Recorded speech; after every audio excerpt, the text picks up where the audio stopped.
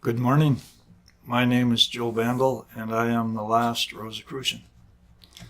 Today we're going to talk about women and Satanism, or how prevalent the idea is that women and Satan kind of go together. Uh, this goes way back, and probably the only way I can do this to do justice to it is I'm going to read a little bit here because it pretty much kind of talks about what we're saying. I'll try to inject if I can, but let the word speak. And the reason why I'm doing this is it is important to understand the way people believed, whether those beliefs were valid or whether they were not valid. That doesn't matter. People acted upon how they believed. And as we change our beliefs and become more balanced and more healthy, our actions become more balanced and more healthy. That's the goal. Uh, Again, we're looking at the distinction between what I call organic Gnosticism and a skewed version of that, which turns out to be a more satanic. So you have to explore and understand and discern. Satan loved evil because he loved life. He hated good because he hated stagnation and inertia. That's what he thought good was, where everything just became stagnant. There was no change. He loved women, the eternal principle of evil. Women are considered, that's where we're getting into here. Why are women considered the principle of evil? The originator of crime, the leaven of life. Again, from the beginning, woman was the lover of Satan, and he preferred her to popularize and service his cult. So, right there, they're talking, hey, Satan likes women to be around. To the Babylonians and Chaldeans, the night side of life, the hidden, the cosmic secret of decay, appeared as a woman. Mylida, the goddess of ruinous lust and sexual excess. She induced people to song and dance, to lust, cruelty, and murder.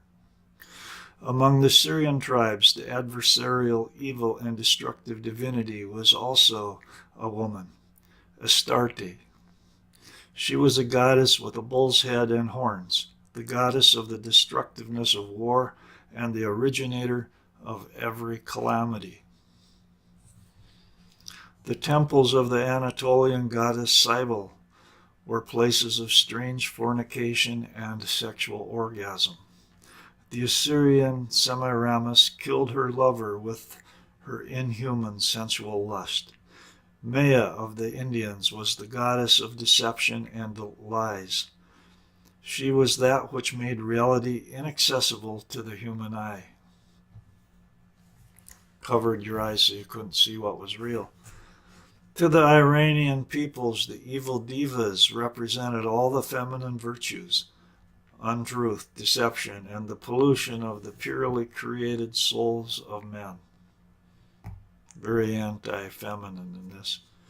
Among the Greeks, the dark demons of death emerged from the womb of Gaia, and everything frightful and gruesome was dedicated to the terrible Hecate. She traveled by night through the air in the company of the Lamian, causing terrifying dreams and nightmares. She was the cruel mother of the Scylla and the daughter of the night. She drove men to madness with a torch in one hand and a sword in the other, surrounded by large black dogs. She was later transformed into the moon goddess Diana. After that, the first diabolical witch appeared in the retinue of Diana. you can see where this is leading. This is leading into witchcraft and the Inquisition as we get there. The demons of the Romans the Romans feared most were the strigas, with a loathsome shape, with a big head, with the beak of a bird of prey and sharp talons. She came by night to suck the blood of children, to eat their bone marrow, and to gobble up their entrails, and then to fly off into the air. It's known that the witches of the Middle Ages were accused of all this as well. The most terrifying demons of antiquity were always female. They were the demons of death, madness, debauchery, possession, crime, of nocturnal horror, and of spectral terror. She was Lilith, the succubus, who annihilated man in her destructive frenzy of lust, and as Lady Holda she was the leader of the wild hunt, the dark queen in whose company the witches fared forth to their nocturnal devil's mass. She was the landlady in the Horselberge, and who held her evil Sabbath there with her witches, the adroit spinners who drew off the yarn of catastrophe from their spindles. Beside this night side of the feminine, the people of antiquity also worshipped the fertility and life-giving power of woman. But it was always the man who had to protect life from the deceitfulness and the destructive desire in woman. Man was always seen as the real mother of life. The Middle Ages only acknowledged the evil woman and personified her in Satan. The worship of the Virgin Mary, of which many blue stockings proclaimed, had an entirely different basis.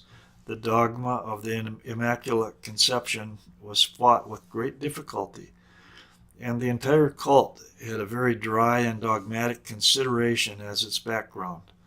Man needed the dogma in order not to punish the prophets for lying. In any case, the worship of the Virgin first began in the 12th and 13th centuries, in the establishment of Love's Court, and appeared to originate from out of very dubious grounds.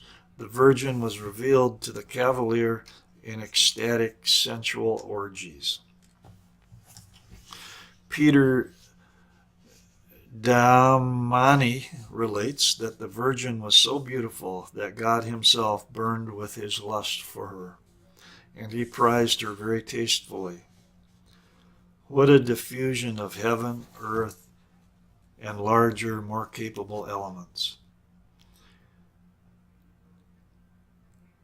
In the Psalterium minus Beate Mariae Virginis, which St. Bonaventure wrote down, the first psalm began, the Psalter as the Blessed Virgin Mary. All women have the beauty of the flesh. By the way, one can see how this portrayal often touches upon lewdness. They're getting their kicks by saying all this stuff. But it was in this that the medieval hatred of women was demonstrated. This was not just with the principle of evil itself. Only the breasts remain of the original feminine nature of Satan. Breasts that hung down to the stomach like 2 sacks of flour, period. By and by, Satan became entirely masculine, and woman was degraded to a vile slave of Satan, an infamous temptress who led souls to Satan, a filthy concubine who had to acquiesce to the sterile desires of the incubus with no will of her own. While the magician commanded the prince of darkness and was able to force him to reveal the most secret forces of nature, the witch always remained merely an obedient handmaiden who learned how to practice the arts of destruction only through experience and otherwise gained nothing from their covenant.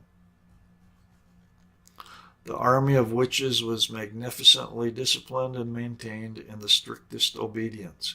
They were often beaten by the devils when they didn't carry out a sufficient amount of evil acts, and many a witch moaned heavily under the boundless lust of their masters. Now, That's what this says. What's it actually talking about?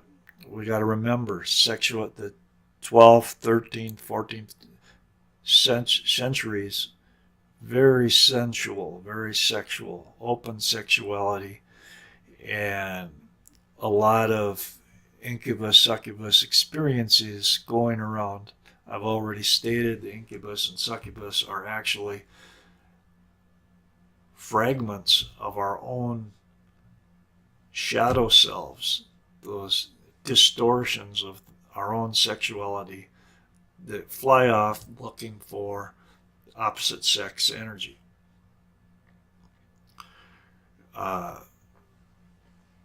It's the distortions in belief that's dangerous. Everybody has experienced sexual dreams.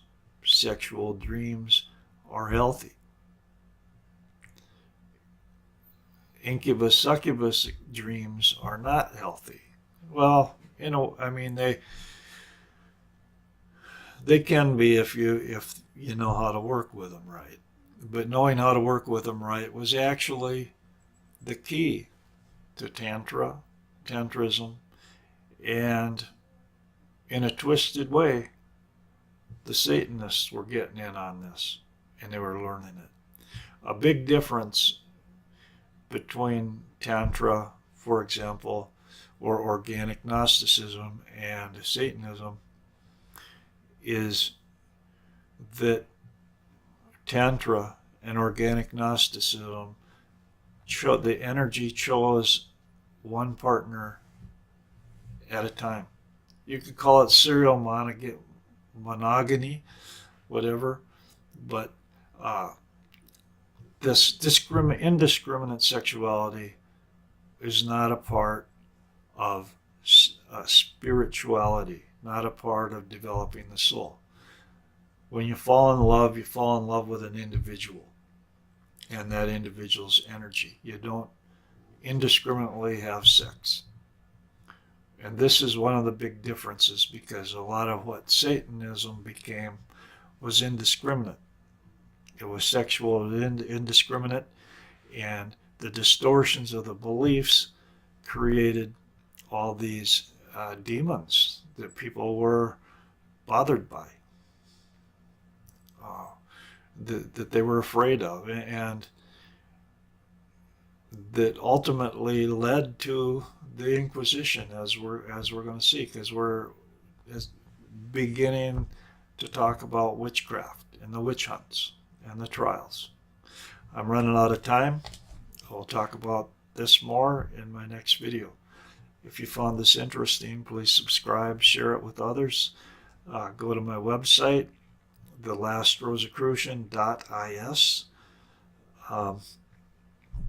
There's more information there being posted, and there is a donation link on my webpage. If you could donate a little bit, that would help to carry this movement forward, this information forward. Thank you very much for listening. I hope you enjoyed it. Have a very good day.